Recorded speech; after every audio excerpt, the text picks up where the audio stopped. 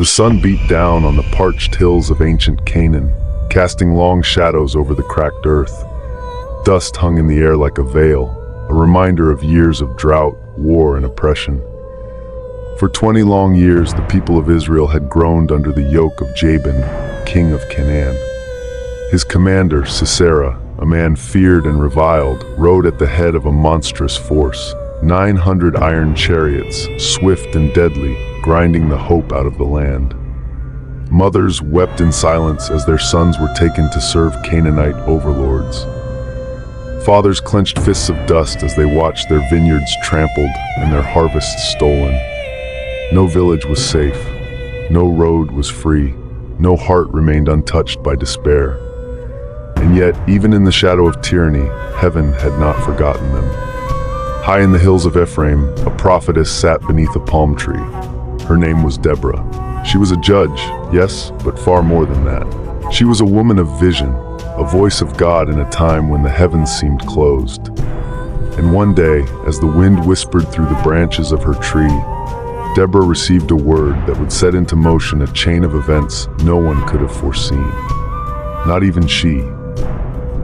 The name of the man was Barak, son of Abinoam, a warrior from Kadesh, strong and brave, but not without fear. Deborah summoned him with authority, her voice ringing like a shofar across the camp. "Has not the Lord, the God of Israel, commanded you?" she said. "Go, gather 10,000 men from Naphtali and Zebulun, lead them to Mount Tabor. There I will draw Sisera out to you, and I will give him into your hands." But Barak hesitated, not from cowardice. No, his heart burned for freedom. But the memory of Sisera's cruelty, the weight of so many failed uprisings, weighed heavy on his shoulders. "If you go with me, I will go," he said. "But if you do not go with me, I will not go." Deborah, full of fire and faith, answered him without flinching. "Very well, I will go with you, but know this, the honor will not be yours, for the Lord will deliver Sisera into the hands of a woman." A woman, not a warrior, not a king, a woman. No one yet knew who she would be.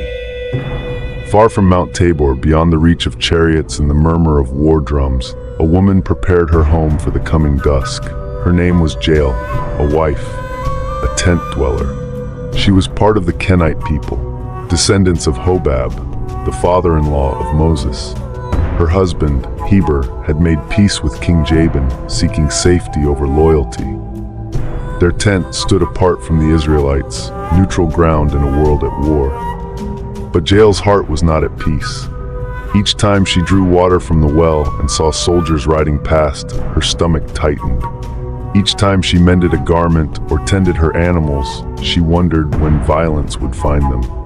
She was not a warrior, she was not a prophet, but heaven was watching her. Chapter 3, the battle begins. 10,000 Israelite men gathered on the slopes of Mount Tabor, eyes fixed on the horizon. At their head stood Barak and Deborah. Above them, the wind howled like a war cry, and from the valley below, Sisera came. The ground trembled beneath the weight of his iron chariots. His soldiers marched in tight formation, eyes gleaming with the confidence of past victories. He had never lost. His reputation alone had crushed rebellions, but this time heaven fought against him. As the battle began, a storm swept in. Rain fell in sheets, soaking the earth, turning the valley into mud. The wheels of Sisera's chariots stuck fast. Horses panicked, men slipped and fell in the mire.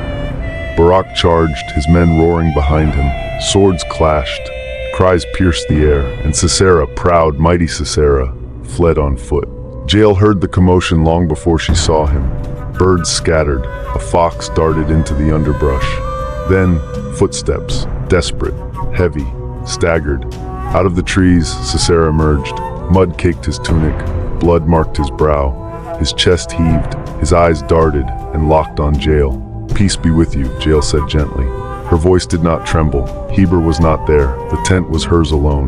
The moment, divine. "Come in, my lord. Do not be afraid." She lifted the tent flap and welcomed him in. "Give me water," he said. Instead, she gave him milk. Warm, calming, disarming. He drank, he lay down. She covered him with a blanket. "Stand at the entrance," he said, eyes drooping. "If anyone comes and asks, say no one is here." And then, like a child in the arms of a mother, the great Sisera, the terror of Israel, fell into deep sleep. Jael's hands trembled as she reached for the tent peg, not in fear, but in certainty. This was her moment. This was her call. This was her war. With a hammer in one hand and resolve in the other, she moved closer. The silence in the tent was sacred. And then she struck. Barak arrived moments later. Sweat streaked his brow, sword still in hand. He saw Jael standing at the entrance of her tent, her eyes steady, her hands no longer trembling. "Come," she said, "and I will show you the man you seek."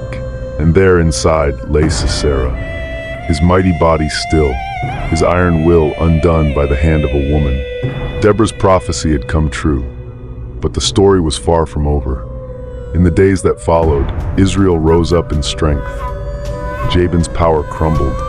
The land shook with the sound of liberation, and Deborah sang, "Hear, O kings, give ear, O princes. I, even I, will sing unto the Lord. When the leaders lead in Israel, when the people willingly offer themselves, bless the Lord." Her song rang through the valleys and over the hills, telling of the stars that fought from heaven, the river that swept away the enemy, and the courage of those who stood firm. But when she came to Jael, her voice grew fierce with praise. Most blessed among women is Jael, the wife of Heber the Kenite. Blessed is she among tent-dwelling women. He asked for water, she gave milk. She brought forth butter in a lordly dish. She put her hand to the tent peg, and her right hand to the workman's hammer. She struck Sisera, she crushed his head, she pierced and struck through his temple. The judge of Israel honored the woman with no crown, no army, no prophecy, only faith and boldness. Jael returned to the quiet of her tent. She did not seek glory, she did not crave praise, but her story lived on.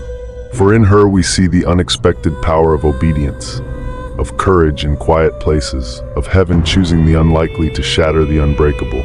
She was not a soldier, she was not a queen, she was Jael, the woman who ended a war with a hammer in her hand and the fire of righteousness in her heart. If this video inspired you, subscribe now for more stories of bold faith and unstoppable courage.